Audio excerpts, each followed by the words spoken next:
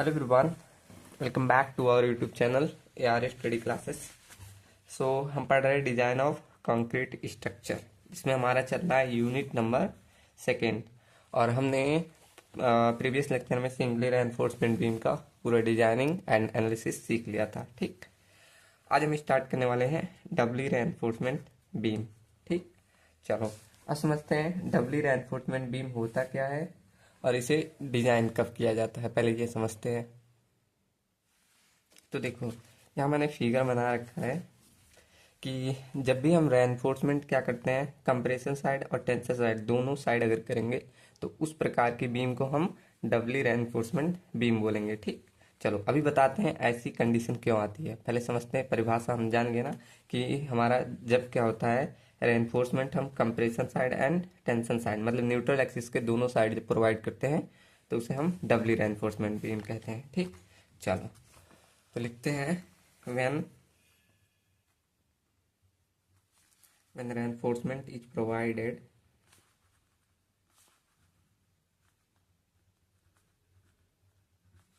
when reinforcement is on the when reinforcement is provided both side of neutral axis, both side of neutral axis, तो इसे ही हम it is called doubly reinforcement, it is called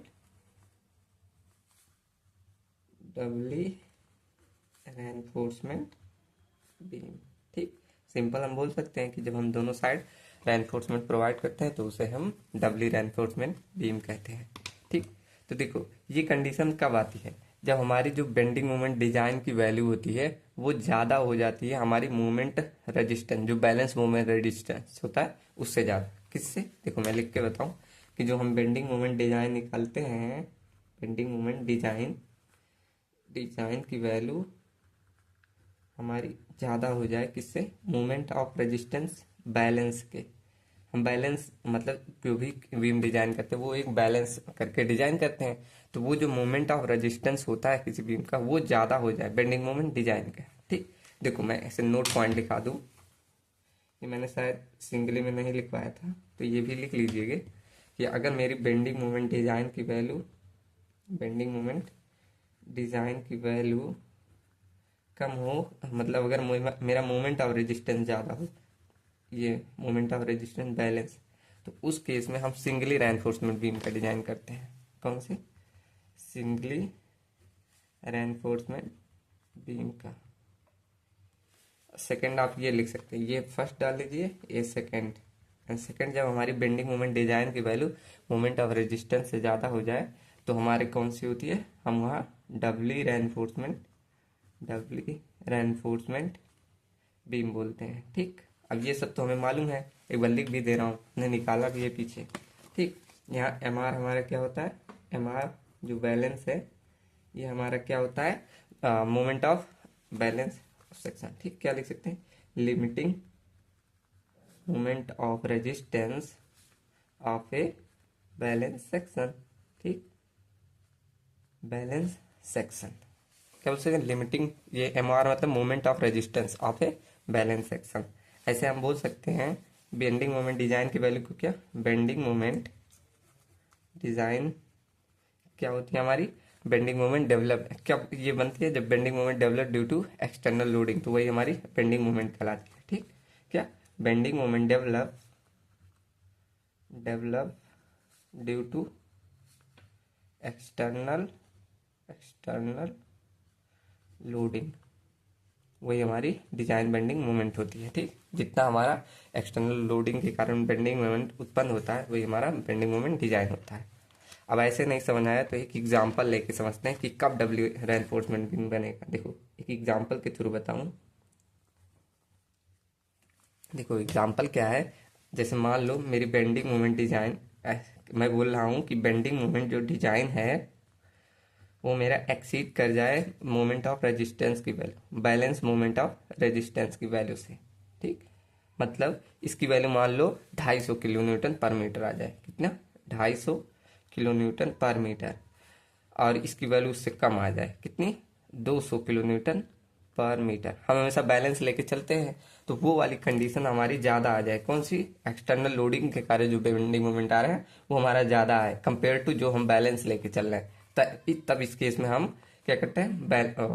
Dabali reinforcement beam के design करते हैं। ठीक, चलो यहाँ से क्लियर हो गया। तो इसे हम कुछ जो ये हमने बनाया, इसे हम जब डिजाइनिंग करते हैं कुछ इस तरह लिखते हैं। देखो, जब बेंडिंग मोमेंट डिजाइन की वैल्यू को कुछ ऐसे लिख सकते हैं। अभी मतलब डिजाइन में हम इसी तरह यूज करेंगे। देखो, bending moment design equal to ऐसे अगर लिखें तो कोई गलत है आप बताइएगा। देखो, bending moment design equal to क्या लिख दें? Moment of resistance balance plus में जो ये एक्स्ट्रा कितना 50 अगर ज्यादा होता तो हमारा बैलेंस में रहता, प्लस में यहाँ लिख दे बेंडिंग मोमेंट जो हमारा एक्स्ट्रा आ रहा है। ऐसे लिख दे तो कोई गलत है?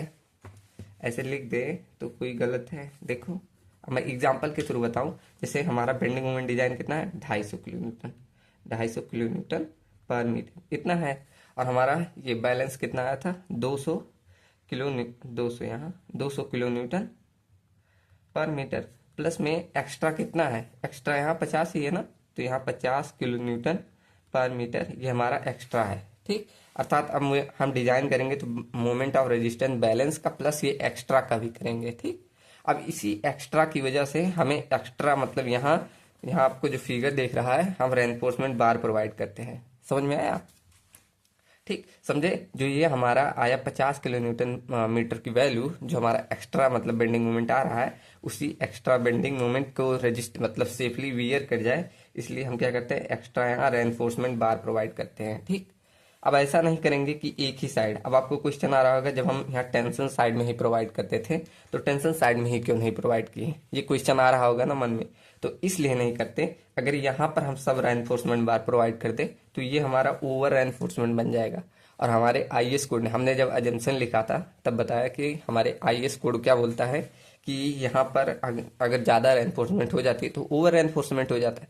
और हम जब भी डिजाइन करते हैं तो एक बैलेंस सेक्शन लेके चलते हैं, ओवर रेनफोर्समेंट सेक्शन का डिजाइन कभी नहीं करते। ठीक, तो हम क्या करते हैं? कुछ रेनफोर्समेंट बार यहाँ प्रोवाइड कर देते हैं और कुछ क्या करते हैं? कंप्रेशन साइड में। ठीक, तो इसलिए दोनों साइड में प्रोवाइड, हाँ एक ही साइड में नहीं, यहाँ कुछ प्रोवाइड करेंगे यहाँ कुछ, इस एक्स्ट्रा बेंडिंग मोमेंट के कारण। ठीक, चलो अब आप इनमें लिखना चाहें तो लिख सकते हैं। जैसे ये हमारी न्यूट्रल एक्सिस है, ये हमारा मान लो इसमें कुछ बार जान लो 3 बार से ये जो हमने प्रोवाइड किए, ऐसे आप दिखा सकते हैं। ये 3 बार हमारा AST1 था, AST1। और ये जो 3 बार हैं इसको दूसरे कलर से लिख दे रहा हूँ। ये जो 2 बार बचे ये AST2 है, और इसको हम बोलेंगे, ये जो बार्स हैं इसको एरिया मतलब AS बोलेंगे, ASC बोलेंगे, मतलब कंप्रेशन साइड में जो स्टील बार है। ठीक, अब देखो ये AST2 को प्रोवाइड किया ड्यू टू एक्स्ट्रा बेंडिंग। ये हम क्यों प्रोवाइड किए? ड्यू टू, यहाँ से लिख सकते हैं due to extra bending moment. ठीक, due to extra bending moment. ठीक, ये भी हम ऊपर क्यों प्रोवाइड कर रहे हैं? क्यों? बेंडिंग मोमेंट एक्स्ट्रा की वजह से, बेंडिंग मोमेंट एक्स्ट्रा की वजह से। अब क्लियर हो गया होगा एकदम कि हम क्यों बेंडिंग मोमेंट मतलब दोनों साइड में क्यों बार्स ज्यादा प्रोवाइड करते हैं। ठीक, चलो बढ़िया। अब एक हेडिंग डालिए कि कौन कौन सी कंडीशन रहेगी, तब हम क्या करते हैं? डबली रेनफोर्समेंट बीम का डिजाइन करते हैं। तो यहाँ हेडिंग डालेंगे कंडीशन, कुछ कंडीशंस होती हैं उनके आधार पे ही हम डबली रेनफोर्समेंट बीम का डिजाइन करते हैं। ठीक, तो वही है condition of designing doubly reinforcement beam. ठीक, चलो अब क्या क्या कंडीशन है एक एक करके लिखिए। ये सब आप एग्जाम में लिख सकते हैं कि डबली रेनफोर्समेंट बीम तभी डिजाइन की जाती है जब उसके क्रॉस सेक्शन मतलब ये बी और डी हमेशा फिक्स रहते हैं। ठीक, तो पहला यही है कि when cross section of beam is fixed, हमेशा फिक्स रहेगा, तब उस केस में हम क्या करते हैं? डबली रेनफोर्समेंट बीम की डिजाइन करते हैं। ठीक, सेकंड है कि अगर हम मुझे हेड रूम की आवश्यकता होती है। हेड रूम मतलब जैसे कि रफ में दिखाऊं, इसी में देख लो। देखो जैसे कि मेरा ये सीढ़ी ऐसे बनता है ना, ऐसे सीढ़ी बनता होगा आपके यहाँ, तो ऐसे कुछ यहाँ दिख रहा है ना, तो ऐसे यहाँ छत बनती है। जो यहाँ से यहाँ तक की डिस्टेंस होती है, मतलब ये छत लास्ट वाली एकदम सीढ़ी से यहाँ तक की डिस्टेंस जो होती है, ये हमारी हेड रूम कहलाती है। ठीक, हेडरूम कहलाती है। तो अगर मुझे अपने स्ट्रक्चर में हेडरूम की आवश्यकता होती है तब भी हम डबली रेनफोर्समेंट बीम का डिजाइन करते हैं। ठीक, तो ये भी लिख सकते हैं, इफ देयर इज ए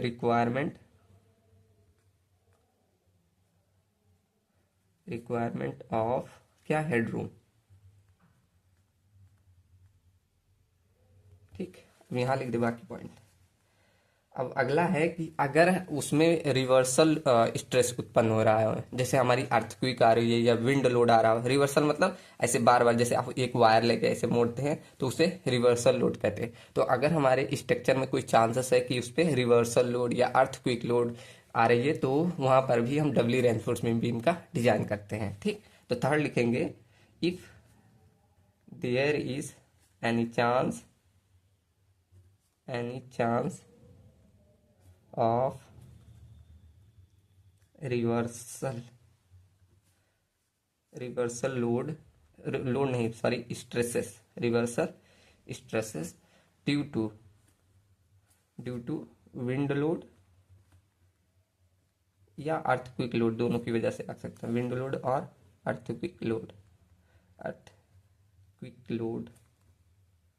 ठीक, रिवर्सल लोड आपने पढ़ा होगा, जैसे आप अगर एक जैसे आयरन की रॉड आती है, अब ऐसे ऐसे कई बार मुड़ाते हैं फिर टूट जाता है, तो वो क्यों होता है, रिवर्सल लोड। ठीक, जैसे रिवर्सल ही बोला जाता है मेनली। चलो, अब लास्ट लिखते हैं कि अगर उस पर कोई चांसेस है कि रोलिंग लोड आए, ठीक, रोलिंग लोड या इम्पैक्ट लोड, तब भी हम क्या करते हैं, डबली रेनफोर्समेंट बीम की डिजाइन करते हैं। ठीक, तो लास्ट लिखेंगे कि इफ देयर इज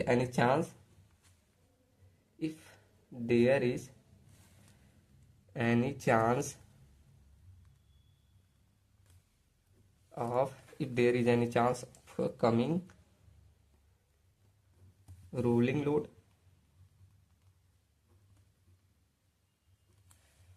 जैसे कि व्हील द्वारा अगर आए रोलिंग लोड या हमारा इम्पैक्ट लोड आ रहा है तब इम्पैक्ट लोड। ठीक, तो वहां पर हम कौन सा, डबली रेनफोर्समेंट बीम की डिजाइनिंग करते हैं। ठीक, तो चलो एक बार क्विक रिवीजन करें। क्या, अगर हमारा क्रॉस सेक्शन फिक्स्ड रहता है तब हम डबली रेनफोर्समेंट बीम का डिजाइन करते हैं। सेकंड, अगर उसमें कोई हेडरूम की आवश्यकता हो तब हम क्या करते हैं, डबली रेनफोर्समेंट बीम का डिजाइन करते हैं। एंड थर्ड बोला कि अगर कोई चांसेस हो उस पर रिवर्सल लोड आए, जैसे कि विंड लोड के कारण या अर्थक्वेक लोड के कारण, तो वहां पर हम क्या करते हैं, डबली रेनफोर्समेंट बीम का डिजाइन करते हैं। एंड लास्ट हमने बोला अगर कोई चांस हो वहां पर रोलिंग लोड या इम्पैक्ट लोड आने की, तो वहां पर हम डबली रेनफोर्समेंट बीम का डिजाइन करते हैं। ठीक, चलो अब इस फिगर जो हमने पहले सिंगली में पढ़ा था उसका फिगर कुछ चेंज होता है, तो उसमें कुछ नए वैल्यू आते हैं। ठीक, उसमें 2 लीवर आर्म आएगा और कुछ नए नए टर्म आएंगे, तो उनको एक बार सीखते हैं। ठीक, चलो मैं एक बार उसका बना दूं पूरा, मतलब पूरा फिगर में बना दूं तब बताता हूँ। ठीक,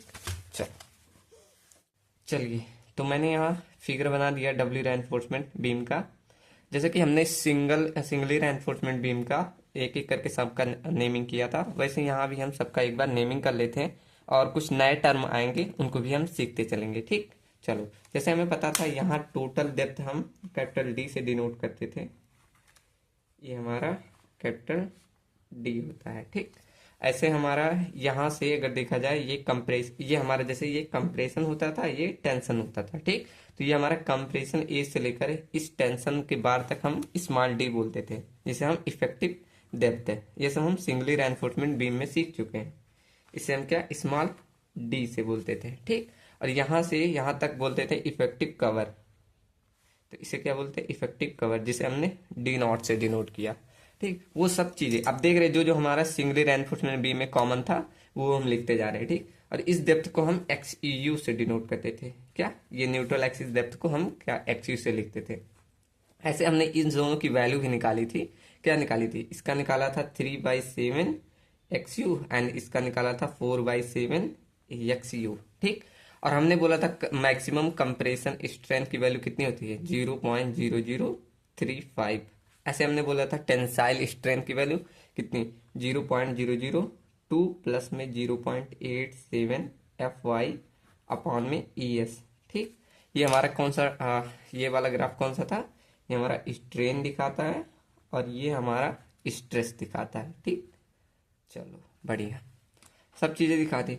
और वैसे बोला था ये यहाँ तक जैसे हमारा पैराबोलिक होता है यहाँ तक की वैल्यू हमारी प्रूफ स्ट्रेन की वैल्यू 0.002 थी। ठीक, ऐसे हमने बोला था कंप्रेसिव स्ट्रेस की वैल्यू 0.45 FCK ये होता है। ठीक, ऐसे हमने बोला था टेंसाइल में स्ट्रेस की वैल्यू कितनी 0.87 FY। चलो अब फोर्स दिखाया था, फोर्स हमने कितना एक डेप्थ लिया था कितना 0.42 XU। ठीक, तो हम मान ले रहे हैं ये हमारी डेप्थ इतनी मान ले रहे हैं हम 0.42 XU। यहाँ हमारा फोर्स आता था कितना C बोलते थे कंबाइन फोर्स, जिसे हम कितना बोलते थे 0.36 FCK into B into XU ये होता था। ठीक, ये सब हमने सिंगली रेनफोर्समेंट बीम में सीखा था। ऐसे हम टेंशन साइड में फोर्स देखा था कितना टेंसाइल फोर्स कितना 0.87 इंटू 0.87 FY इंटू ये एरिया ऑफ स्टील। अब इसमें आप चाहें हमने जैसे हमारा दोनों एक जो दोनों स्टील आ रहे हैं जैसे AST1 ऐसे आप लिख सकते हैं AST equal to AST1 plus AST2। ठीक, मतलब जो हमारा बेंडिंग मोमेंट एक्स्ट्रा आ रहा है और जो हमारा बैलेंस मोमेंट ऑफ रेजिस्टेंस था दोनों को मिला के हम ऐसे लिख सकते हैं। ठीक, तो AST लिख सकते हैं डायरेक्ट, यहाँ टेंसाइल में कुछ नहीं चेंज होगा, बस 0.87 FY इंटू AST लिख सकते हैं ऐसे। ठीक, यहाँ कंप्रेशन साइड में हमारा अब हम बार ऐड करें। अभी एक नोट पॉइंट आप डाल के इसे लिखिएगा, ये जो हम लिख रहे हैं इसके लिए लिख रहे हैं, देखो एक नोट लिखिएगा कि अगर हम देखो हमारा टेंसाइल साइड में चाहे जितना स्टील ऐड करें या कुछ करें हमें कंक्रीट से कोई मतलब नहीं था, लेकिन हम कंप्रेसिव साइड में अगर हम यहाँ स्टील ऐड कर रहे हैं तो कुछ ना कुछ कंक्रीट ऐसे बाहर निकली होगी। जैसे देखो ये मेरा मान लो कोई ऐसे सरफेस है, अब इसमें मैं क्या करूँ स्टील बार ऐसे लगा रहा हूँ। ठीक, लगाया तो यहाँ इतना स्पेस तक हमें कंक्रीट निकालना पड़ा। ठीक, तो इसमें क्या होता है अगर हम कंप्रेशन साइड में स्टील लगा रहे हैं तो वो वैल्यू हमें घटानी पड़ेगी, और जो हम स्टील लगा रहे हैं तो ये स्टील की वैल्यू हमें जोड़नी घटानी पड़ेगी। मतलब कहने का मतलब कंप्रेस ऐसे लिख सकते हैं आप कि कंप्रेशन साइड अगर इस साइड में आप क्या कर रहे हैं एरिया ऑफ स्टील जो हम ऐड कर रहे हैं ऐसे लिख सकते हैं area of steel added equal to जो हम जितना मतलब एरिया रिमूव करेंगे वो आपस में बराबर होगा। Area of steel added equal to area of concrete removed. ठीक, अभी ये टर्म से हम मतलब फॉर्मूले में यूज होगा, तो ये ध्यान रखिए जितना हम स्टील ऐड कर रहे हैं उतना एरिया हमें वहां से कंक्रीट निकालना भी पड़ेगा। ये हम अभी आगे जब फॉर्मूला अभी पढ़ेंगे तो उसमें काम आएगा। ठीक, चलो तो सब चीजें देख ली। अब कुछ नए टर्म आएंगे, जैसे यहाँ पर हम जब स्टील प्रोवाइड कर रहे हैं तो कंप्रेशन साइड में भी हमें इफेक्टिव कवर देना पड़ेगा। ठीक, तो यहाँ भी हम इफेक्टिव कवर देते हैं, ये इतना इफेक्टिव कवर देते हैं। ठीक, इसको हम डिनोट करते हैं DC, मतलब कंप्रेशन मतलब sorry effective cover in compression side, जिसे हम DC से दिखा रहे हैं। ठीक, चलो तो कंप्रेशन साइड भी यहाँ पे जो स्ट्रेन आएगा इस स्टील का स्ट्रेन, इसे हम डिनोट करते हैं F SC, मतलब strain in compression side in steel. ठीक, मतलब अभी इसकी वैल्यू भी हमें निकालनी पड़ती है F इंटू SC ऐसे नीचे लगा दीजिएगा। ठीक, इसका मतलब होता है strain in steel in compression side. ठीक, इस साइड में जो स्ट्रेन होगा उसकी वैल्यू ये स्टील में। ठीक, ये जो हमारा स्टील है इसमें जो स्ट्रेन आएगा इसे ESC से डिनोट करेंगे। इसकी डेप्थ तो हमें मालूम है इतने DC तक की रहेगी, तो इसमें जो स्ट्रेन आए तो कुछ स्ट्रेस भी आता है। अब इसमें स्ट्रेस को हम डिनोट करते हैं FSC से। ठीक, FSC ध्यान रखिएगा किससे FSC। तो स्ट्रेस आ रहा है तो कुछ ना कुछ तो फोर्स इसके कारण आ रहा होगा, तो फोर्स की वैल्यू को हम यहाँ ऐसे डिनोट कर दें, इसे C' से दिखा रहे हैं। ठीक, चलो तो फोर्स इक्वल टू क्या होता है C' की वैल्यू अगर मुझे निकालनी हुई, ऐसे यहाँ साइड में दिखा दूं, C' की वैल्यू निकालनी हुई तो मुझे जो यहाँ स्ट्रेस मालूम है और इसका एरिया को हम यहाँ किसने दिखा दे रहे हैं कंप्रेशन साइड को बोला था AAC नहीं ASC से बोला था, area of steel in compression side. ठीक, तो हमें एरिया मालूम है हमें स्ट्रेस मालूम है, तो C' की वैल्यू जो यहाँ फोर्स आएगा निकाल सकते हैं क्या स्ट्रेस कितना FSC इंटू एरिया को क्या बोला area of steel in compression side, ऐसे सी डैश की वैल्यू आ जाएगी। ठीक, तो यहाँ लिख दीजिए सी डैश की वैल्यू कितना, F S C into A S सी।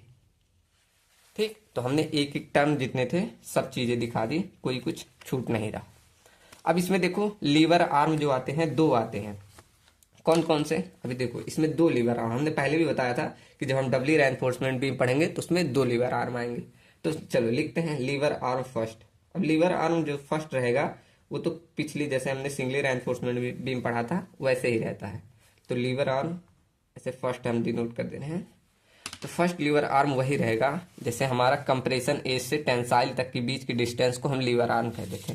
कैसे, यहाँ तक की डिस्टेंस को दूसरे पेन से दिखा दूं, यहाँ ये हमारा कंप्रेसिव फोर्स था, इसकी डिस्टेंस 0.42 है XY, यहाँ से ये टेंसाइल एज तक की डिस्टेंस को हम लीवर आर्म बोलते थे, जैसे हम की पहले करते। अब इसकी डिस्टेंस निकाल लेते हैं तो हम क्या करते थे, पूरी डेप्थ से इतनी डेप्थ घटा दे रहे थे, मतलब डी में से 0.42 XU घटा दे रहे थे। ये हमारा फर्स्ट लीवर आर्म आता था। कैसे, इसकी वैल्यू क्या थी, D माइनस 0.42 XU। ठीक, ये हमारा फर्स्ट लीवर आर्म था। अब सेकंड लीवर आर्म क्या होता है, जो ये वाली डेप्थ मिली हमें, ये जो कंप्रेशन साइड में आपने इफेक्टिव कवर दिया, अर्थात इतनी वैल्यू ये वाली यहाँ से यहाँ तक की डेप्थ को, ये हमारी सेकेंड लीवर आर्म होती है। मतलब ये वाली डेप्थ जो डीसी आपने प्रोवाइड किया, इसमें में से हम माइनस करेंगे टोटल डेप्थ। टोटल डेप्थ मतलब ये डी में से डीसी आप घटा देंगे, टोटल डेप्थ में से ये जो कंप्रेशन साइड में आपने इफेक्टिव कवर दिया वो घटाएंगे, तो वो हमारा सेकेंड लीवर आर्म होता है। ठीक, चलो लिख दो। तो हमारा second lever arm, lever arm, ठीक, इसकी वैल्यू कहाँ से कहाँ तक है, हम टोटल डेप्थ में से ये जो कंप्रेशन साइड में इफेक्टिव कवर दिया उसको घटा दें, तो ये हमारा सेकेंड लीवर आर्म होता है। ठीक, तो मालूम चल गया हमारा first lever arm second lever arm की वैल्यू हमें मालूम चल गई। चलो बढ़िया। अब चलो कुछ नए टर्म आए हैं, जैसे हमने बोला ESC, अब इसकी वैल्यू हमें ज्ञात करनी पड़ेगी। और ये तो इसकी वैल्यू, अब देखो इन दोनों की वैल्यू ना, ये ESC आप ज्ञात कर लेंगे तो ये जो स्ट्रेस की वैल्यू है इसको आपको कॉलेज में या तो ग्राफ दिया रहेगा या तो आपके क्वेश्चन में दे देगा। ठीक, अभी नहीं समझ में आएगा, जब क्वेश्चन करेंगे तब अभी हम और डिटेल में बताएंगे। चलो ESC का एक फॉर्मूला निकल के आता है, ESC नहीं बोलो इसे F साइलेंस, मतलब F साइलेंस बोला जाता है, स्ट्रेन जिसे डिनोट करते हो। ठीक, चलो तो देखो ESC की मतलब मैं ESC बोल दे रहा हूँ हमेशा, इसे F साइलेंस बोलते हैं। ठीक, चलो तो इसकी वैल्यू कहाँ से क्या करेंगे, ये जो आपने ऊपर फिगर बनाया है इसी को उठा के यहाँ मैं ला रहा हूँ। देखो कुछ ऐसे बाय सिमिलर ट्राइंगल से हम निकाल सकते हैं। ऐसे हमारा कुछ ट्राइंगल यहाँ बन रहा है।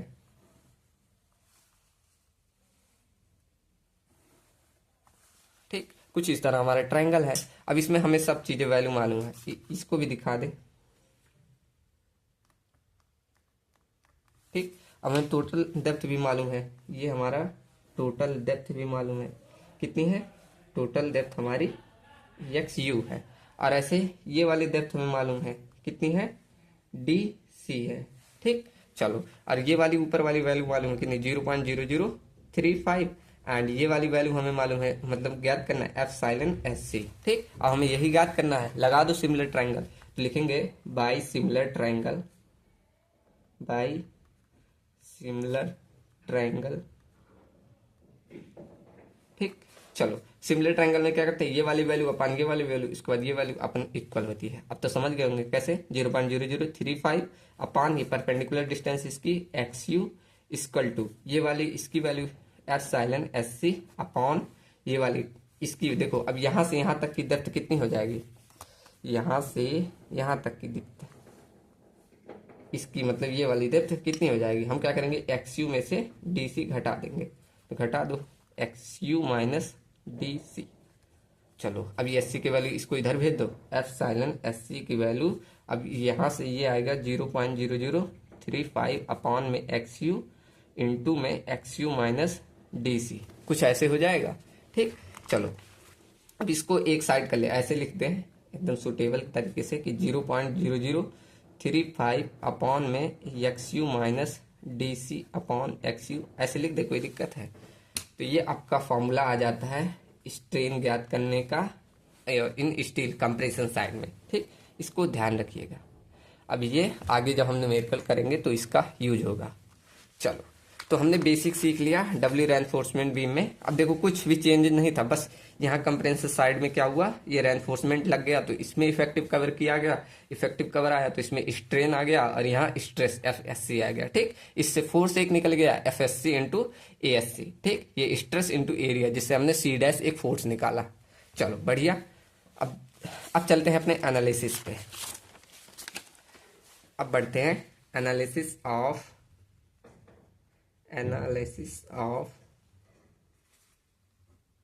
Doubly reinforcement beam. ठीक, अब देखो जो जो स्टेप आपने क्या किया सिंगली रेनफोर्समेंट बीम में फॉलो किया था, वही सेम स्टेप्स इसमें फॉलो होगा। क्या, पहला स्टेप हमारा क्या था, XU लिमिट निकालना, फिर दूसरा स्टेप था XU निकालना, एंड थर्ड स्टेप था दोनों को कंपेयर, XU और X लिमिट को कंपेयर करना। उसके बाद फोर्थ स्टेप क्या था, मोमेंट ऑफ रेजिस्टेंस ज्ञात करना। ठीक, तो सेम स्टेप्स इसमें भी फॉलो होंगे। चलो तो एक एक करके सब स्टेप लिखते हैं। स्टेप फर्स्ट हमने क्या बोला, याद है ना, स्टेप फर्स्ट क्या ज्ञात करना हमारा था, XU लिमिट की वैल्यू, XU लिमिट। ठीक, चलो तो ज्ञात करते हैं। अब XU लिमिट का हमने फॉर्मूला बताया था, क्या, XU लिमिट इक्वल टू, हमने उसमें जो फार्मूला हमारा सिंगली में रेनफोर्समेंट बीम में था वही फार्मूला सेम इसमें भी, कोई चेंजेस नहीं रहता। ठीक, तो XU limit equal to K into D हमने पढ़ा था पहले से, हमें याद है। ठीक, चलो याद है। अब ये K की वैल्यू हमारी क्या होती थी, जैसे हमें मालूम है K इक्वल टू हमारा होता है 700/1100 प्लस में 0.87 FY। ठीक, K। अब ये हमारी K की वैल्यू हमें मालूम है किस पर डिपेंड करती थी, ग्रेड ऑफ स्टील से, जिसमें हमने एक चार्ट बनाया था। फिर से एक बार बना लीजिए, जितनी बार बनाएंगे उतनी बार रिवीजन होगा।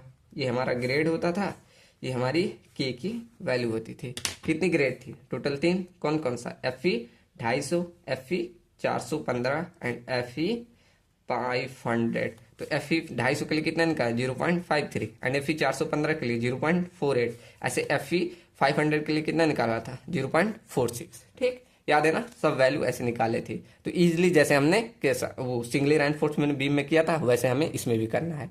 ठीक, चलो अब स्टेप नंबर 2 बढ़ते हैं। Step second.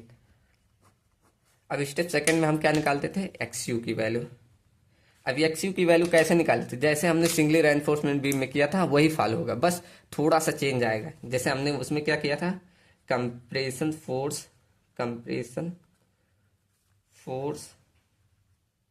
Equal to tension, जो टेंशन बोल रहा हूं मैं, टेंसाइल। ठीक, टेंसाइल फोर्स, ये कंप्रेसिव फोर्स लिख दिया, कंप्रेशन लिख दिया। ठीक, कोई चीज नहीं। तो compressive force equal to tensile force. अब हमारा देखो कंप्रेसिव में थोड़ा चेंजेज आया है, जैसे हमने स्टील ऐड किया है और उसमें से कंक्रीट निकाला है। ठीक, लेकिन टेंसाइल में हमने कुछ नहीं चेंज किया। तो टेंसाइल कैसे लिख लो, कितना है टेंसाइल फोर्स, कितना रहता है, 0.87 FY इंटू AST। ठीक, यहाँ AST equal to AST1 plus AST2 हमने लिख दिया था। तो ये हमारा कंप्रेसिव फोर्स में कोई चेंजेस नहीं था। ठीक, लेकिन हमारा टेंसाइल में चेंजेस था। जैसे हमें मालूम है, एक बार मैं फिगर निकाल के लाऊं, एक काम करो, चलो देखो। अब टेंसाइल फोर्स में हम क्या कर रहे हैं, यहाँ पर स्टील को ऐड कर रहे हैं और कंक्रीट को निकालने हैं। तो हमें मालूम है पहले जो हमने पढ़ा था, पूरा जो कंप्रेसिव फोर्स आता था वो 0.36 FCK into B into XU आता था। ठीक, कितना आता था total, 0.36 FCK into B into XU, यही आता था। ठीक, लेकिन अब क्या कर रहे हैं, इसमें से हम कंक्रीट को बाहर निकाल रहे हैं। तो जितना कंक्रीट बाहर निकाले हो माइनस कर दो। अब कंक्रीट में जो निकालोगे उसका स्ट्रेस इंटू फोर्स आएगा। जैसे कि यहाँ पर अब हमें उतना फोर्स निकालना है, तो हमें मालूम है कंक्रीट का जो स्ट्रेस होता है वो 0.45 FCK, ये उसका स्ट्रेस होता है। और एरिया जितना हम निकाल रहे हैं वो कितना है, ASC। ठीक, मतलब ASC, इतना एरिया हम निकाल रहे हैं। यही तो स्टील का एरिया है, मतलब इतना एरिया तो कंक्रीट निकाल ले, तो हमें उतने एरिया का मतलब फोर्स मालूम चल जाएगा। ऐसे हम निकालेंगे 0.45 FCK इंटू ASC। समझ में आया। ठीक, कितना, 0.45 FCK इंटू ASC।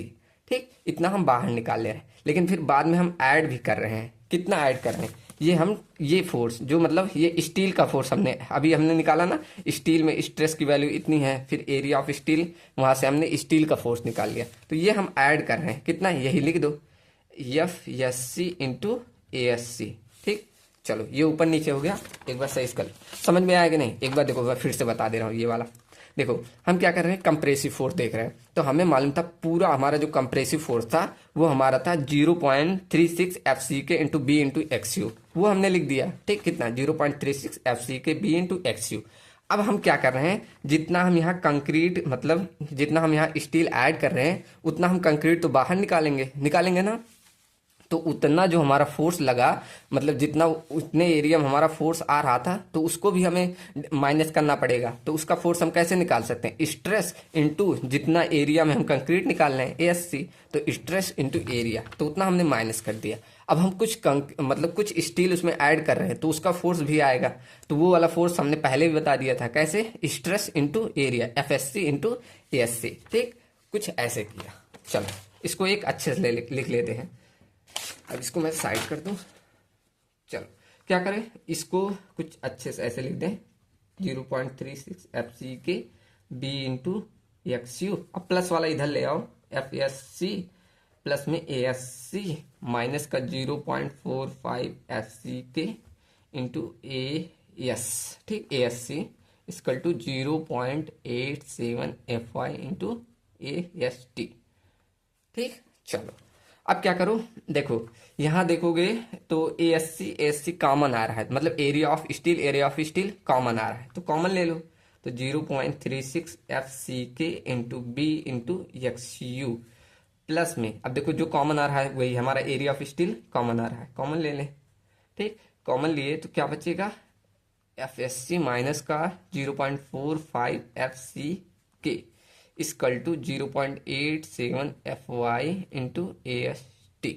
ठीक, अब हमें इसकी वैल्यू चाहिए, बस यही हमें चाहिए। देखो हमें यही एक्स यू निकालना है ना, तो सब चीज़ें इधर भेज दो और इसको भी भेज देंगे, बस कुछ रखेंगे, जैसे देखो 0.36 सॉरी देखो 0.36 F C K into B into X U equal to, अब देखो इसमें इधर भेज देंगे इसको 0.87 F Y A S T. अब ये इधर जाएगा तो माइनस में हो जाएगा, माइनस का A S C into bracket में एफ एस सी माइनस का 0.45 एफ सी के।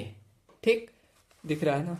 चलो अब हमें ये चाहिए, ये वाली वैल्यू यहीं रोको, इधर ही भेज दो, डायरेक्ट हमें एक्स यू का फॉर्मूला मिल जाएगा, मतलब एक्स यू को हमने रोका, इतनी वैल्यू हम इधर भेज दे रहे हैं, तो ये मतलब गुड़े में है, इधर जाएगा भाग में हो जाएगा, तो कुछ 0.87 F Y A S T minus का ए एस सी इंटू में F S C minus 0.45 F C K upon में क्या आ जाएगा, 0.36 F C K into B.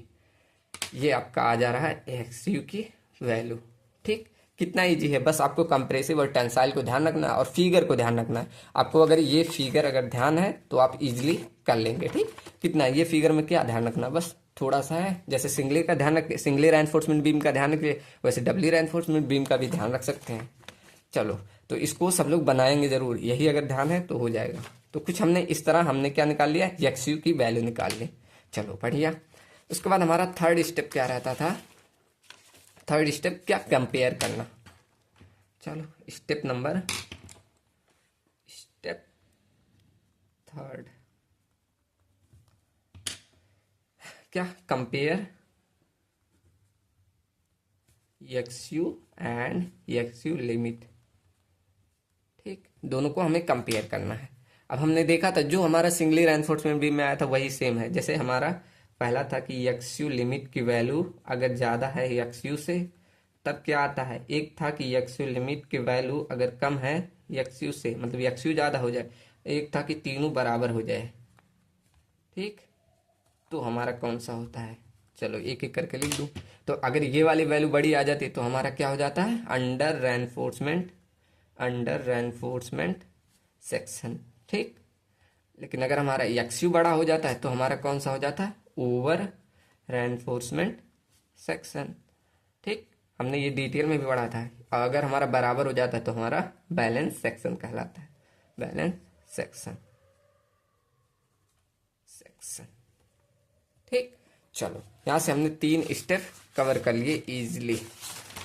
चलो अब हमारा चौथा स्टेप, चौथा हमारा क्या रहता है, देखो अब ये फिगर हो गया ना, इसे हटा दे। चौथा हमारा रहता है कि मोमेंट ऑफ रेजिस्टेंस ज्ञात करना, जैसे हमने सिंगली रेनफोर्समेंट बीम में किया था वैसे ही करना है, बस थोड़ा सा इसमें चेंज है। देखो स्टेप 4 क्या था, मोमेंट ऑफ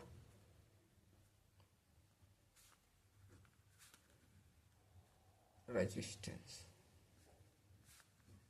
MOR। ठीक, तो हमने इस 2 चीजों में देखना, एक बार टेंशन में देखना, एक बार कंप्रेसिव साइड में देखना। ठीक, चलो एक एक साइड देख लेते, पहले टेंसाइल साइड, टेंशन साइड। अब टेंशन साइड में दो प्रकार का था मोमेंट ऑफ रेजिस्टेंस। एक था हमारा moment of resistance due to balance के कारण आया था, एक तो हमारा था कि एक्स्ट्रा बेंडिंग मोमेंट एक्स्ट्रा के कारण आया था। ठीक, हमने शुरू में ही पढ़ा था। तो 2 प्रकार से इसमें निकालना पड़ेगा। कैसे, पहले मोमेंट ऑफ रेजिस्टेंस टेंशन में कैसे निकाल सकते हैं, जैसे आपने सिंगली रेनफोर्समेंट बीम में किया था वैसे सेम। कैसे, पहले हमारे फोर्स की वैल्यू कितनी होती थी, 0.87 FY इंटू AST इंटू है हमारा लीवर आर्म कितना होता है, D माइनस 0.42 इंटू XU। ठीक, ये हमारा हो गया। यहाँ आप AST की जगह AST1 भी लिख सकते हैं। ठीक, ये हमारा कौन सा हो गया, ड्यू टू ये हमारा मोमेंट ऑफ रेजिस्टेंस बैलेंस के कारण, due to moment of resistance किसके, बैलेंस के कारण ये हमारा आता है। जब आप ये वाला लीवर आर्म लगाएंगे तो वहां बैलेंस के कारण, लेकिन हमारा जो मोमेंट ऑफ रेजिस्टेंस टेंशन में एक्स्ट्रा के कारण क्या आएगा, यही सब 0.87 FY हमने AST2 लिखा था, लिखे थे ना। अब यहाँ हमारा दूसरा वाला लीवर आर्म आएगा, दूसरा वाला लीवर आर्म क्या था, D माइनस DC। ठीक, ये हमारा क्या होता है, due to extra bending moment, due to bending moment extra. ठीक, ये हमारा इस तरह कुछ टेंशन साइड में आप मोमेंट ऑफ रेजिस्टेंस निकाल सकते हैं। ऐसे सेम हमारा सेम नहीं, उसमें एक साथ आएगा। देखो कंप्रेसिव साइड,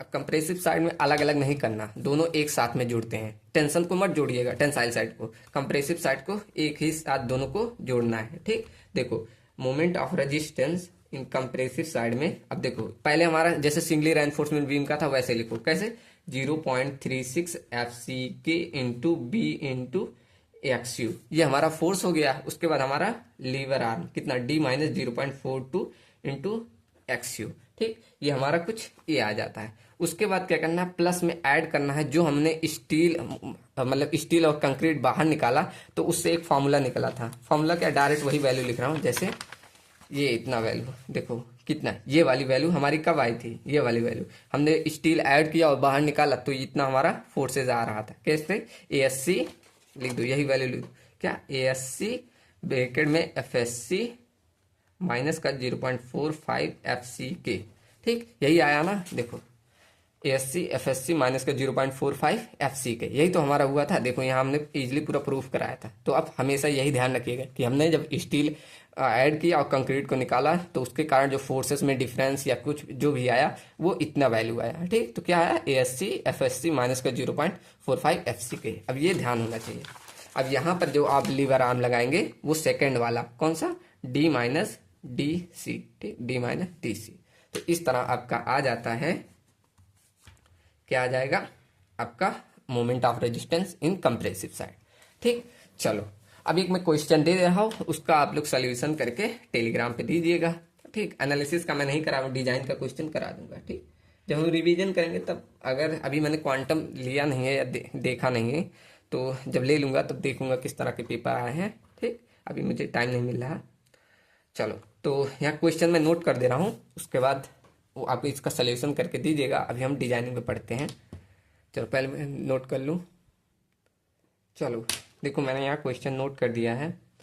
देखो क्वेश्चन में क्या लिखा है, calculate the value of moment of resistance of a double reinforcement beam. ठीक, मतलब मोमेंट ऑफ रेजिस्टेंस, हमारा मेन एम क्या होता है एनालिसिस में, मोमेंट ऑफ रेजिस्टेंस को दिखाना। ठीक, तो वही बोला है कि मोमेंट ऑफ रेजिस्टेंस बताओ डबल रेनफोर्समेंट बीम का, जिसका साइज दिया है 400 mm इंटू 600 mm। ठीक, एज सोन इन फिगर, जैसे एक फिगर भी बना हुआ है यहाँ इसमें ग्रेड दिया है M25 एंड स्टील का ग्रेड दिया है 415 और हमें LSM मेथड यूज करना है।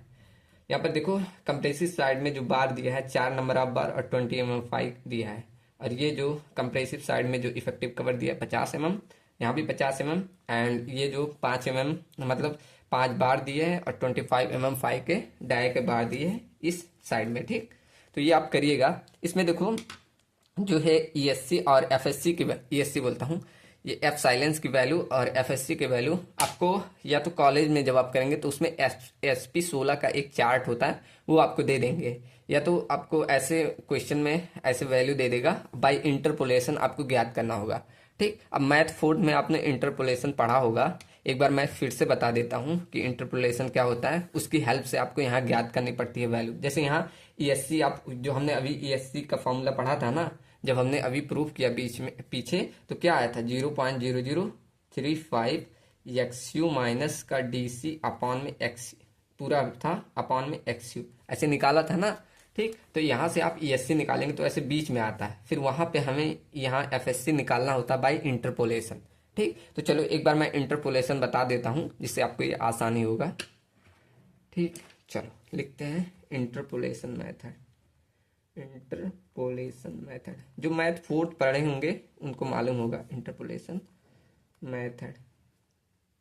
ठीक, जैसे मान लो मैं इसे A मान लूँ, इसे B मान लूँ, इसे C मान लूँ और इसे D, यहाँ क्वेश्चन मार्क। ठीक, अब देखो जो आपको वैल्यू ज्ञात करनी है, जैसे ये हमें यहाँ ज्ञात करनी है, उसके ऊपर वाली वैल्यू पहले ऐड की जाती है। जैसे यहाँ मैं C लिख दे रहा हूँ, इसको मैंने C माना। ठीक, तो C प्लस अब क्या करते हैं इनका डिफरेंस, मतलब इसका और इसका डिफरेंस, तो ये हमारा मान लो D माइनस का C अपान में इन साइड का डिफरेंस, इसका और इसका डिफरेंस क्या 0.00, अरे यार इसको B माना है ना, तो B माइनस A का डिफरेंस। ठीक, सिंपल।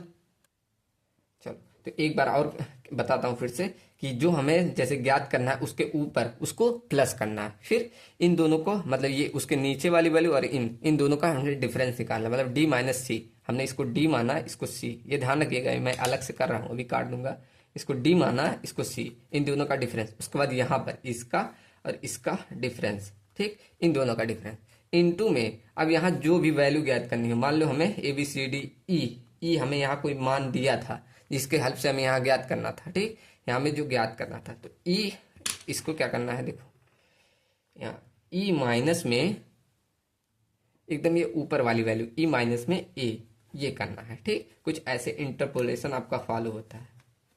ठीक, जो मैथ पढ़े होंगे उनको मालूम होगा मैथ 4 में। तो देखो एक बार फिर से और रिवीजन करा दूं, जैसे बहुत लोग को समझ नहीं आता। देखो पहले हमें क्या करना है, जिसमें हमें क्वेश्चन मार्क ज्ञात करना है उसके ऊपर प्लस में इन दोनों का डिफरेंस D माइनस C कर दिए, फिर इसके बगल में इन दोनों का डिफरेंस मतलब इसके बड़े वाले का इसमें डिफरेंस। ठीक, इनटू में जो वैल्यू ज्ञात करनी है उसके ऊपर में इसका और इसका डिफरेंस। ठीक, यहाँ से आपको एक वैल्यू मिल जाएगी, मतलब इसकी ESC की, यहाँ से मुझे मतलब इसकी वैल्यू मिल जाती है। ठीक, चलो बढ़िया। तो यहाँ से आप क्वेश्चन करिएगा, नहीं समझ में अगर नहीं आएगा तो बताइएगा, मैं टेलीग्राम पे सोल्यूशन भेज दूंगा, या तो जब हम वन शॉट रिवीजन करेंगे तो वहाँ हम सीखते हुए चलेंगे। ठीक, चलो तो इस वाले पेज सेव करते हैं, उसमें खत्म हो गया। अब यहाँ से शुरू करते हैं अपनी डिजाइनिंग। ठीक, डिजाइनिंग ऑफ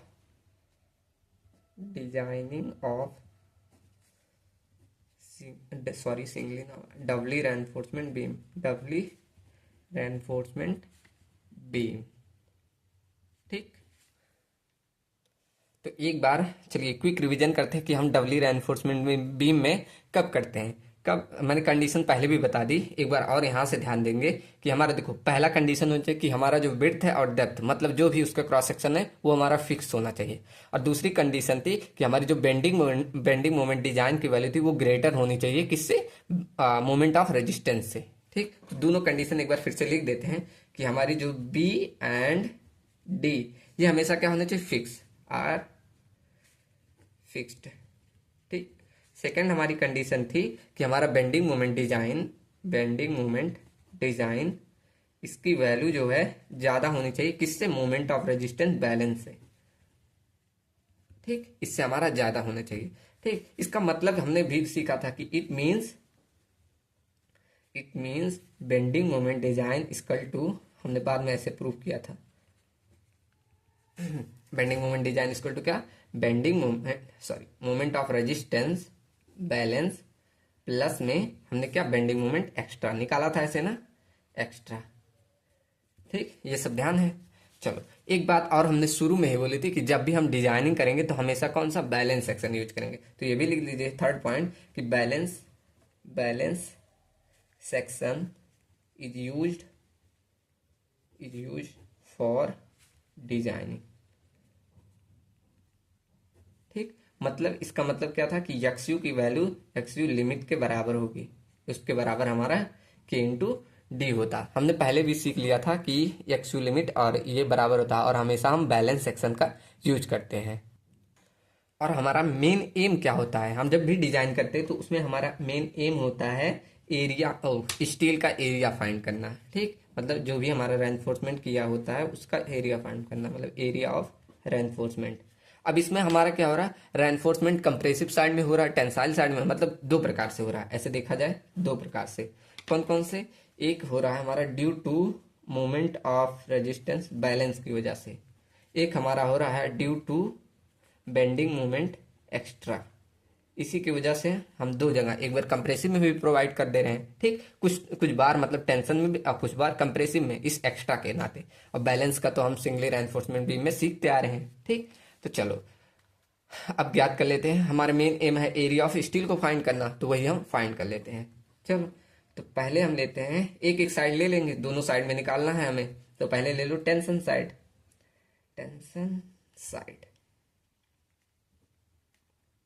बहुत टेंशन दे रहा ना, AST1। एक बार हम AST1 AST2 हमें क्या है कि दो निकालना है, एक हमारा मोमेंट ऑफ रेजिस्टेंस बैलेंस की वजह से निकालना है, एक बार हमें निकालना है due to bending moment extra की वजह से। हम टेंशन में भी तो प्रोवाइड कर रहे हैं, इस बेंडिंग मोमेंट एक्स्ट्रा की वजह से टेंसाइल साइड में भी हम प्रोवाइड कर रहे हैं। ठीक, तो दोनों को निकालेंगे। जैसे हमें दो फार्मूला मोमेंट ऑफ रेजिस्टेंस का निकाला था, पहला हमने पढ़ा था कि moment of resistance equal to 0.87 FY into AST। ठीक, AST1 इसे ध्यान दो, जब हम AST1 ले रहे थे तो D माइनस 0.42 इंटू XU लेके चल रहे थे ना। ठीक, तो ये हमारा मोमेंट ऑफ रेजिस्टेंस, ये हमारा बैलेंस की कंडीशन होती थी। ठीक, चलो हमें यहाँ से AST1 ज्ञात करना है, तो ये ले लो, बाकी सब वैल्यू इधर भेज दो। तो ऐसे लिख दें AST1 इक्वल टू, देखो इसको इधर ला रहे हो तो मोमेंट ऑफ रेजिस्टेंस बैलेंस के सब नीचे आ जाएंगे, यहाँ नीचे रख दो। कितना, 0.87 FY ब्रैकेट में D माइनस 0.42 XU। ठीक, अब हम हमेशा जानते हैं कि जब बैलेंस सेक्शन होता है तो हम क्या लेके चलते हैं, हम XU बराबर XU लिमिट को लेके चलते हैं, और इसके बराबर होता है हमारा K इंटू डी। चलो रख दो। तो यहाँ से AST1 की वैल्यू कितनी आ जाएगी, moment of resistance balance upon में 0.87 FY, यहाँ से आ जाएगा D माइनस 0.42 इंटू, ये XU के स्थान पे हम रख देंगे K इंटू डी। ठीक, यहाँ से D हम कॉमन ले लेते हैं, यहीं लिख दें। देखो moment of resistance balance upon में D कॉमन लेंगे तो क्या आ जाएगा, 0.87 FY इंटू में D अपॉन में 1 माइनस 0.42 इंटू K। ठीक, दिख रहा है ना, यहाँ क्या आया 0.87 FY D इंटू ये ब्रैकेट में 1 माइनस 0.42 इंटू K। यहाँ लिख दो एक बार फिर से, क्या हमारी वैल्यू निकल के आई, AST1 की वैल्यू निकल के आई मोमेंट ऑफ रेजिस्टेंस यहाँ बैलेंस में अपॉन हमारा आया था 0.87 FY, और उसके बाद क्या आया 0.87 FY D और 1 माइनस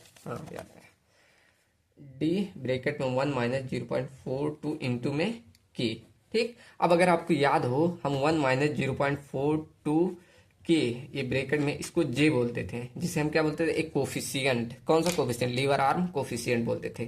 ठीक, तो यहाँ से आपका फाइनल फॉर्मूला निकल जाता है, यही इसी तरह से लिखते हैं AST1 इक्वल टू, हमारा ये फाइनल फॉर्मूला निकल आएगा moment of resistance balance upon में 0.87 FY into D into J। ठीक, कितना ईजी है ये, आपका सिंगली रेनफोर्समेंट बीम से भी ईजी निकला कि नहीं।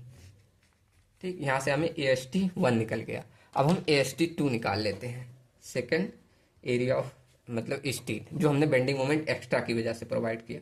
तो उसका हमने निकाला था moment of resistance equal to 0.87 FY into AST। अब यहाँ 2 दिखाएंगे, उसके लिए हमने लीवर आर्म लिया था D माइनस DC, ये लिया था। ठीक, चलो अब मुझे AST2 चाहिए। अब इसको देखो इधर ले आते हैं, AST2। अब यहाँ मोमेंट ऑफ रेजिस्टेंस की स्थान पे क्या आ जाएगा, बेंडिंग मोमेंट एक्स्ट्रा, इसी की वजह से तो आता है ये। ठीक, तो यहाँ लिखेंगे बेंडिंग मोमेंट एक्स्ट्रा। ठीक, हम AST2 क्यों प्रोवाइड करें, इसी बेंडिंग मोमेंट, यहाँ मोमेंट ऑफ रेजिस्टेंस के स्थान पे क्या आ जाएगा, बेंडिंग मोमेंट एक्स्ट्रा। ठीक, अपॉन में अब ये सारी वैल्यू कैसे 0.87 FY इंटू में D माइनस DC। ठीक, यहां से आप निकाल लेंगे अब कौन सी वैल्यू, सेकेंड, मतलब AST2 एरिया सेकेंड। तो पूरा आपका स्टील कितना आ जाएगा, अगर आपको AST निकालना है तो आपने क्या बोला था, AST1 प्लस में AST2। आप टेंशन साइड में जितना रेनफोर्समेंट प्रोवाइड करेंगे आप यहाँ से कैलकुलेट कर सकते हैं। ठीक, कितना इजी है। चलो अब बढ़ते हैं हम कंप्रेसिव साइड पे। तो हमारा सेकेंड रहेगा कंप्रेसिव साइड। डिजाइनिंग कितना फास्ट हो गया, बस खत्म कंप्रेसिव साइड में। अब कंप्रेसिव साइड में हमने बस एरिया ऑफ स्टील हमें निकालना है। तो एरिया ऑफ स्टील क्यों कब प्रोवाइड किए थे, हमने जब बेंडिंग मोमेंट एक्स्ट्रा आया था, मतलब वही हम लास्ट वाला या मोमेंट हमने लास्ट में क्या प्रोवाइड किया था, ऐसे कुछ फॉर्मूला लिखे थे, याद है। एक सेकंड में इसमें दिखा दूं,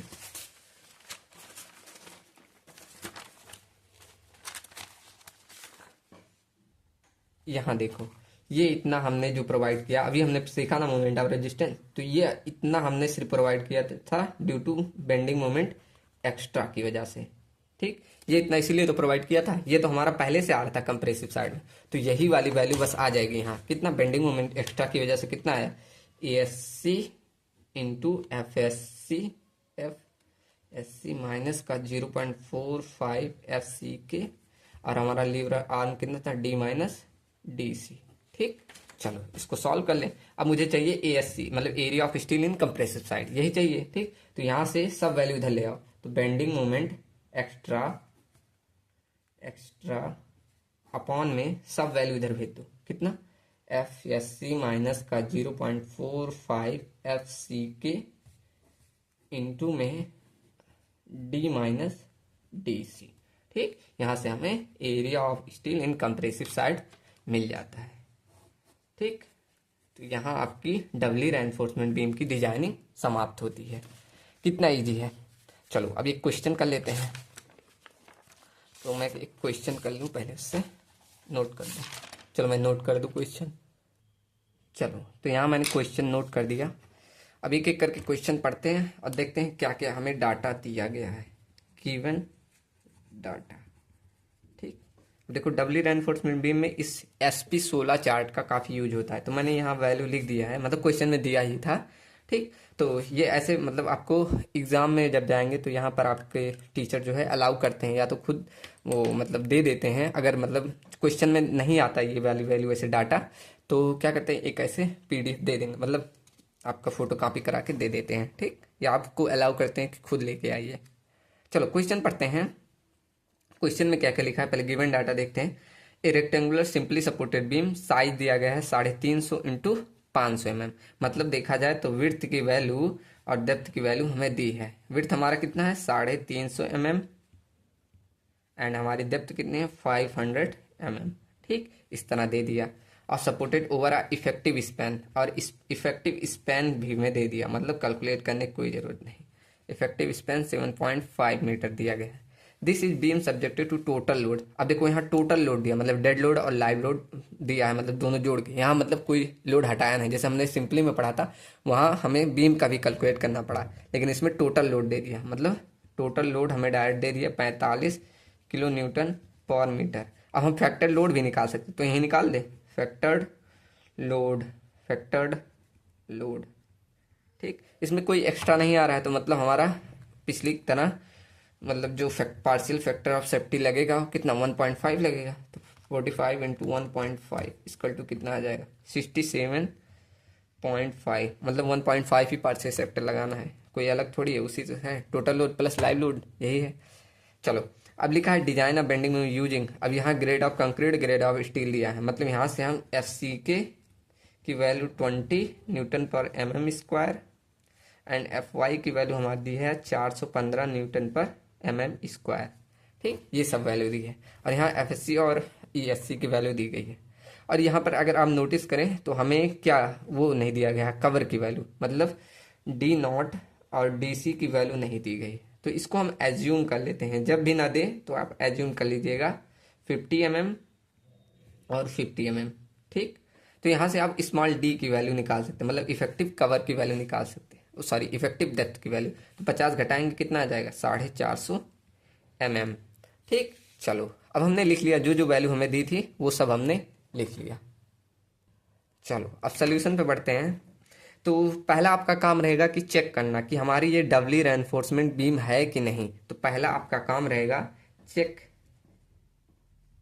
फॉर डबली रेनफोर्समेंट बीम। अब जो जो कंडीशन बताई थी उसके अनुसार आपको चेक करना पड़ेगा। जैसे पहला हमारा था कि जो हमारी क्रॉस सेक्शन है वो फिक्स्ड होनी चाहिए कि नहीं, तो है हमारी बी और डी की वैल्यू दी थी, फिक्स दी थी, तो ये हमारा पहला तो और मतलब जो उसका कंडीशन था वो फॉलो किया, मतलब P and D R fixed, मतलब यहाँ से हम कह सकते हैं ये हमारा फॉलो कर दिया है। चलो उसके बाद सेकंड हमारा था कि बेंडिंग मोमेंट जो डिजाइन की वैल्यू है वो ज़्यादा आनी चाहिए मोमेंट ऑफ रेजिस्टेंस बैलेंस से। चलो इसको भी देख लेते हैं। तो बेंडिंग मोमेंट डिजाइन की वैल्यू पिछली बार हमने निकाला था, कैसे, सिंपली सपोर्टेड बीम के लिए bending moment design equal to क्या था, W U into L effective का स्क्वायर अपॉन 8, एल इफेक्टिव का स्क्वायर, यही फॉर्मूला था ना, तो यही रख लो। अब डब्ल्यू यू मतलब फैक्टर लोड हमने निकाल लिया कितना, 67.5 इंटू एल इफेक्टिव की वैल्यू कितनी थी, यहाँ पर एल इफेक्टिव हमारा था 7.5, तो 7.5 मीटर अपॉन में 8, इसका स्क्वायर है। ठीक, तो यहाँ से बेंडिंग मोमेंट डिजाइन की वैल्यू आपको निकल जाएगी, कितना, बेंडिंग मोमेंट डिजाइन निकाल लो, कितना आ गया देखो, 67.5 इंटू 7.5 का स्क्वायर, तो ये आ गया इतना, डिवाइड कर दो इसको 8 से, तो ये आ गया 474.6, कितना है 474.6। ठीक, ये हमारा कौन सा आ जाएगा, ये हमारा देखो किलो न्यूटन पर मीटर में है, तो ये हमारा आ जाएगा किलो न्यूटन पर मीटर इंटू मीटर, सॉरी। ठीक, चलो यहाँ से हमने बेंडिंग मोमेंट डिजाइन निकाल लिया। अब हमें मोमेंट ऑफ रेजिस्टेंस बैलेंस निकालना होगा, तो इसका भी हमने फॉर्मूला प्रूव किया था, थर्ड मोमेंट ऑफ रेजिस्टेंस, जिसे हमने लिमिटिंग मोमेंट ऑफ रेजिस्टेंस बोला था, कितना निकाला था, moment of resistance balance equal to, moment of resistance balance equal to, कितने लोग को याद है, क्यू बी डी स्क्वायर निकाला था, याद है, ये फॉर्मूला हमारा होता है बैलेंस का निकालने। अब यहाँ क्यू की वैल्यू कैसे निकालते हैं, हमें मालूम था कि यहाँ ग्रेड के अनुसार निकालते थे, जैसे यहाँ एफ ई और यहाँ हमने ग्रेड लिखा था, जैसे हमारा ग्रेड कौन सा दिया है, एफ ई 415, तो यहाँ एफ ई 415 के लिए हमारा 0.148, 0.138 और 0.134 एफ सी के, यही था ना, याद है कि नहीं आपको, तो ये वाली वैल्यू हमारी हो जाएगी इसके लिए, क्यू के लिए। ठीक, ये हमने लिखवाया था, चलो रख दो, तो कितना होगा 0.134 इंटू एफ सी के की वैल्यू यहाँ कितनी है, रख दो डायरेक्ट, एफ सी के कितना था, एफ सी के हमारा 20 है। ठीक, 20 है, चलो रख दो 20 इंटू, अब हमारा ब्रिथ बी की वैल्यू रख दो, बी की वैल्यू कितनी है, बी हमारा है 350, अब 350। ठीक, चलो वैसे हमारा डेप्थ, अब डेप्थ की वैल्यू कितनी है 450, रख दो 450। लेकिन एक बात ध्यान रखिए, यहाँ ये mm में है, इसे मीटर में कन्वर्ट करके लिखिए, मतलब 0.134 इंटू 20 इंटू, इसको मीटर में लिखेंगे, ये डी का स्क्वायर है, तो 0.350 इंटू 0.450 का स्क्वायर, आप कैलकुलेट कीजिए। ठीक, तो मैंने यहाँ लिख दिया, वहाँ नीचे आ गया था। ठीक, चलो एक बार इसको कैलकुलेट करते हैं। अब ये वाली वैल्यू कितनी आ जाएगी, 0.134 इंटू 30 इंटू 30 नहीं सॉरी 20 है, 20 एक बार यहाँ कर दो, 20 इंटू 300 इंटू 40 का स्क्वायर। ठीक, ये इतना आ जाएगा। लेकिन ये ध्यान रखिए ये mm में है, तो mm को स्क्वायर करेंगे तो डिवाइड कर दो 10⁶ से। ठीक, तो यहाँ से वैल्यू आ जाएगी 189 पॉइंट, कितना आ गया 189.945 किलो न्यूटन पर मीटर। ठीक, इस तरह ये मीटर में आ गया। चलो बढ़िया, यहाँ से हमने क्या निकाल लिया, मोमेंट ऑफ रेजिस्टेंस बैलेंस की वैल्यू।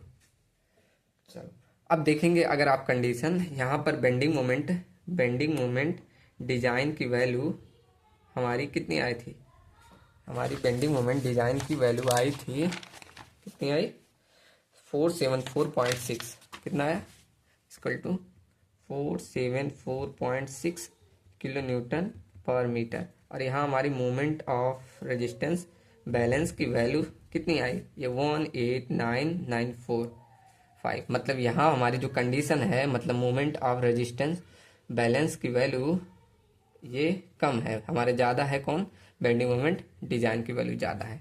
ठीक, अगर मैं पूछूं यहाँ से आपको बेंडिंग मोमेंट एक्स्ट्रा की वैल्यू, बेंडिंग मोमेंट एक्स्ट्रा कितना आया, इसमें से घटा दो, कितना आया 474.6 माइनस का 189.945, कितना आ गया 28, बहुत ज़्यादा आ गया 284.655, इतना किलो न्यूटन पर मीटर। ये बेंडिंग मोमेंट एक्स्ट्रा की वैल्यू आई। ठीक, चलो अब हम easily area of steel first, area of steel second, third और मतलब कंपैरिजन साइड में इजीली निकाल सकते हैं, हमें सबका फॉर्मूला मालूम है। ठीक, एक बार मैं वो चार्ट लाऊं, ये हमारा चार्ट, रुकिए, देखो हमने अभी निकाला ना, अब सब फॉर्मूले यहाँ यूज कर लो। जैसे हमने AST1 निकाला था, AST1 इक्वल टू क्या फॉर्मूला आया था, देखो moment of resistance balance upon, सब लिख दें, moment of resistance balance upon में 0.87 FYD इंटू जे, यही था ना। अब सब वैल्यू आपको मालूम है, अब रख दो। मोमेंट ऑफ रेजिस्टेंस बैलेंस की वैल्यू कितनी थी, यहाँ पर 189.945 अपॉन में ये वैल्यू मालूम है 0.8787 इंटू FY। अब स्टील की ग्रेड हमारी 415 थी, रख दो 415 इंटू डेप्थ हमारी कितनी थी 450, याद है ना 450 इंटू यहाँ जे की वैल्यू हम निकाल सकते हैं, हमें मालूम है जे इक्वल टू क्या था हमारा, जे इक्वल टू रहता है 1 माइनस 0.42 इंटू के, यही वैल्यू रहती थी। ठीक, 1 माइनस, तो हमारा यहाँ रख दो सब। अब हमें के की वैल्यू भी मालूम है, हमारा जैसे ग्रेड की वैल्यू यहाँ कितनी है 415। ठीक, 415 के लिए हमारा ग्रेड 3 ग्रेड होता था, एक 0.53, 0.48 एंड लास्ट में 0.46। ठीक, तो यही हमारा है, तो कितना हो जाएगा 1 माइनस 0.42 इंटू, यहाँ ऐसे डायरेक्ट यहीं रख दे, 1 माइनस 0.42 इंटू 0.46। चलो कैलकुलेट कर देते हैं, कैलसी कहाँ गया, चलो तो 189.945 डिवाइड बाई 0.87 इंटू में 415 इंटू में ब्रैकेट 1 माइनस 0.42 इंटू 0.46। ठीक, चलो कितना आया 0.65। अरे एक गलती कर दी है, यहाँ जैसे किलो न्यूटन पर मीटर में है तो इंटू में 10⁶ करना पड़ेगा, ये ध्यान नहीं दिया। ठीक, अब आएगा सही, देखो 189 इंटू 10⁶, जैसे हमें एरिया mm में निकालना रहता है इसीलिए। ठीक, डिवाइड वो हमारा मीटर में, अभी हम उसको डिवाइड कर देते सही वैल्यू आई होती। चलो इंटू 0.87 इंटू में 415 इंटू में 450 इंटू 1 माइनस 0.42 इंटू 0.46। ठीक, अब देखो आया 1441.83 mm स्क्वायर, ये हमारा AST1 आ गया। कौन सा AST1। ठीक, डबली रेनफोर्समेंट बीम कितना इजी है। अब हम AST2 निकाल लेते हैं। अब AST2 का फॉर्मूला आपको याद हो कितना था, देखो यहाँ से AST2 निकाल लेते हैं, AST2। अब इसका फॉर्मूला क्या था, देखो बेंडिंग मोमेंट एक्स्ट्रा अपॉन में 0.87 FY ब्रैकेट में D माइनस DC, सब वैल्यू रख दो। चलो रख देते हैं। बेंडिंग मोमेंट एक्स्ट्रा आपने कितना निकाला, बेंडिंग मोमेंट एक्स्ट्रा निकाला 284.655 अपॉन में 0.87 इंटू FY। अब ग्रेड हमने कौन सा लिया था, 415, रख दो 415 इंटू में डेप्थ हमें मालूम था कितना है, डेप्थ हमारी टोटल, ये स्मॉल डी की वैल्यू हमारा 450 था, माइनस DC हमने कितना माना था 50, चलो रख दो यहाँ, इंटू 10⁶ कर लो, क्यों, क्योंकि ये किलोमीटर मीटर में था। चलो देखते हैं कितना आता है इसका, 284.655 into 10⁶ divide by 0.87 into 415 into में डाल सारा 400 कर दे, 400, ठीक।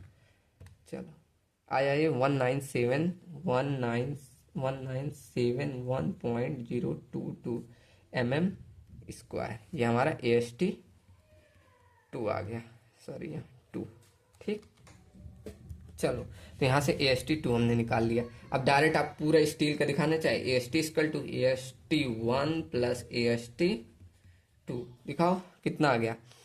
अब मान लो क्या 1.83 प्लस 1971.22, तो आपका अप्रॉक्सीमेट आया 3413.05 mm स्क्वायर, ठीक। अब यहाँ से आप नंबर ऑफ बार्स भी दिखा सकते हैं। अब इसके लिए आपको एज्यूम करना पड़ेगा फॉर नंबर ऑफ बार्स, सब चीज़ें आप निकाल सकते हैं, निकालिएगा खुद, आप खुद एज्यूम कर सकते हैं। जैसे फॉर नंबर ऑफ बार्स आप निकाल सकते हैं, जैसे मान लो मैंने मान लिया 25 mm डाया का है, ठीक। चलो तो एक का मालूम चल गया। अब इसका एरिया, अब ये आप खुद करके दीजिएगा कि कितने नंबर्स ऑफ बार आए, ये मैं कमेंट में दीजिएगा, ठीक। देखते हैं कितने लोग को जवाब आता है। चलो मैं कंप्रेसिव साइड का निकाल लूँ, सब लोग करके बताएंगे कैसे। आप एक स्टील, जैसे 5 आपको मालूम चल गया, उससे एक स्टील का निकाल लेंगे, टोटल मालूम है, डिवाइड कर देंगे, ठीक। चलो अब कंप्रेसिव साइड में जो एरिया ऑफ स्टील था जिसे हम ASC से डिनोट किए, अब उसका फॉर्मूला क्या था, बेंडिंग मोमेंट एक्स्ट्रा अपॉन में FSC माइनस का 0.45 FC के ये ब्रैकेट में इंटू D माइनस DC। अब यहाँ आपको FSC की वैल्यू कैलकुलेट करनी पड़ेगी। अब ये कैसे निकालना पड़ेगा, तो उसके पहले मैं क्वेश्चन निकाल रहा हूँ यहाँ से। चलो ये क्वेश्चन मैं निकाल रहा हूँ, अब आएगा समझ में। अब यहाँ मुझे FSC ज्ञात करना है, तो इसको ज्ञात करने से पहले आपको ये चार्ट से आपको FSC निकालना पड़ेगा। अब FSC कहाँ से निकालेंगे, जब आपको ESC या मतलब एप्सिलॉन SC निकाल लेंगे।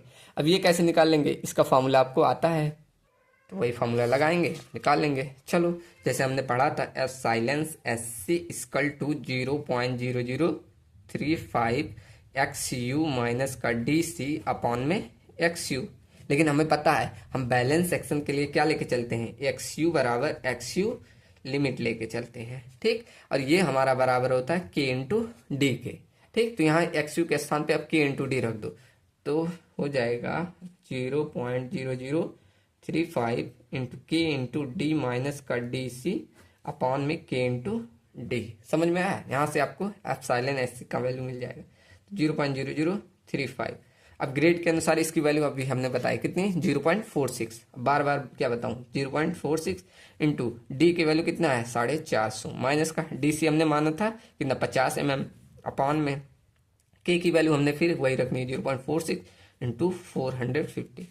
चलो इसको कर लेते हैं, तो सॉल्व करो, पहले ये ब्रैकेट वाला कर दें, तो 0.46 इंटू 450 माइनस का 50, ठीक। तो ये 157 आया, इंटू में 0.0035, ठीक।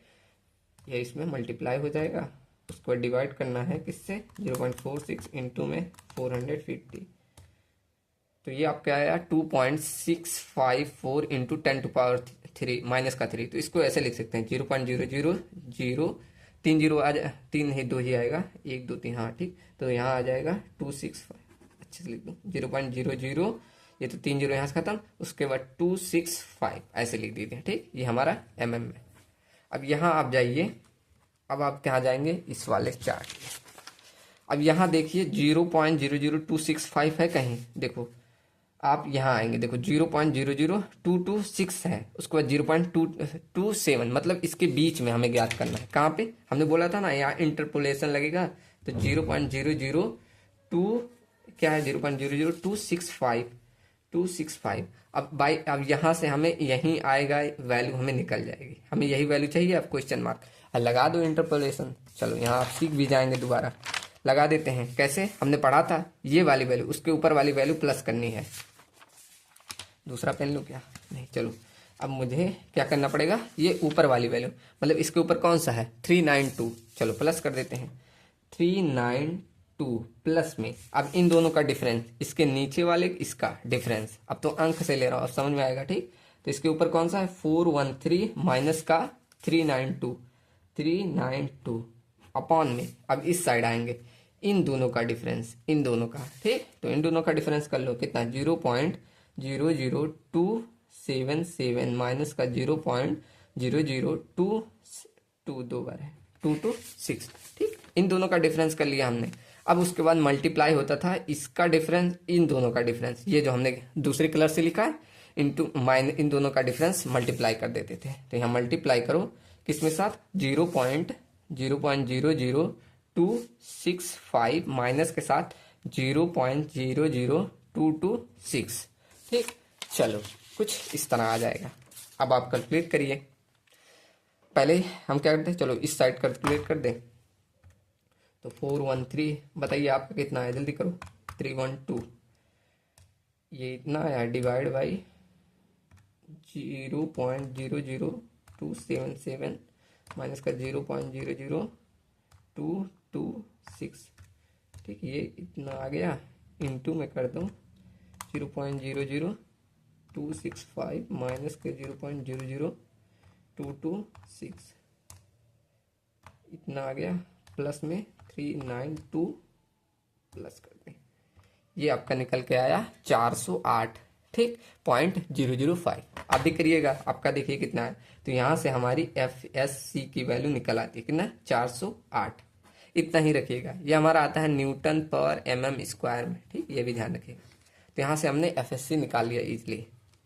चलो अब अगला करते हैं। अब तो सब चीज़ें बस यहाँ वैल्यू रखनी है।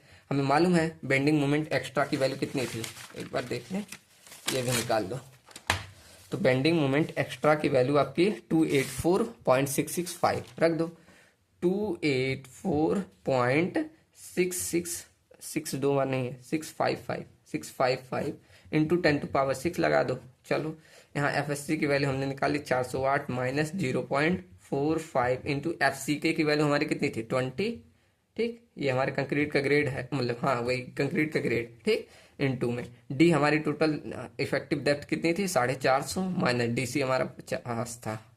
तो यहाँ से आप एरिया ऑफ कंप्रेसिव साइड में निकाल लेंगे स्टील का। चलो तो यहाँ से 284.655 इंटू 10⁶। चलो डिवाइड बाई कौन सा, एक बार काट दो, 408 माइनस का 0.45 इंटू 20 इंटू में 400, ये तो बहुत ज़्यादा आ गया, एक सेकंड गलत कर दिया कहीं, देखो 284.655 इंटू 10⁶। ठीक, ये इतना है, डिवाइड कर दो इसको किससे, 408 माइनस का 0.45 इंटू 20 इंटू में 400। ठीक, इतना का आ रहा है।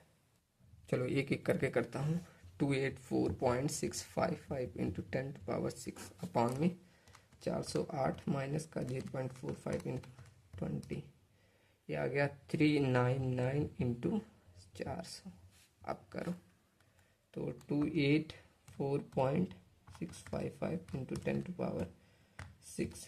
ठीक, अब इसको डिवाइड कर दो किससे, 399 इंटू 400। अब सही आया। ठीक, कितना आया 783.55 mm²। ये आपका आ गया कंप्रेसिव साइड पे स्टील की वैल्यू, इतना आया। ठीक, अब इसको आप क्या करें, कोई भी, जैसे मैंने डाया एज्यूम करना है, अब डाया एज्यूम करके नंबर ऑफ स्टील बार निकाल लीजिएगा, उसके बाद 1000 नंबर ऑफ स्टील निकल गया, स्पेसिंग से डिवाइड करके आप पूरा फिगर बनाइएगा। ठीक, तो चलिए आप कमेंट सेक्शन में बताइएगा कि आपका एरिया ऑफ कंप्रेसिव साइड में कितने नंबर ऑफ बार्स आए। मैंने 5 की वैल्यू दे दे रहा हूँ, चलो 5 की वैल्यू यहाँ मान लेना, आप 25 उसे माना था तो इसे 20 मान लेना। ठीक, अब इन दोनों को मान के आप नंबर ऑफ बार्स निकाल लेना। ठीक, तो देखते हैं कितने लोग का आंसर आता है, तो कमेंट सेक्शन में जवाब दीजिएगा। और मिलते हैं नेक्स्ट वीडियो में। नेक्स्ट हम पढ़ेंगे फ्लैंज सेक्शन, जिसमें एल एंड टी सेक्शन के बारे में पढ़ेंगे। ठीक, तो वो एक छोटा सा 1 से 2 लेक्चर में उसको हम कवर कर लेंगे। चलिए, तो वीडियो कैसे लगी और समझ में आ रहा है कि नहीं, जरूर बताइएगा। मिलते हैं नेक्स्ट वीडियो में। Thank you so much.